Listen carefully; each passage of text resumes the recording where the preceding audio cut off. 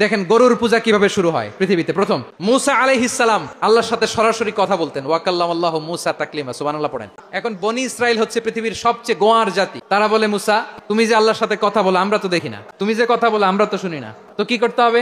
বনি ইসরাইল বলে, আমাদের মধ্য থেকে 70 জন নিয়ে যাইতে হবে তোর পাহাড়ে। ওরা আয়েশা যদি কয় হয় আমরা শুনছি, তাহলে বিশ্বাস করবো। কত বড় ডাকাত দেখছেন বনি ইসরাইল। এদের চেয়ে গোয়ার জাতি নাই।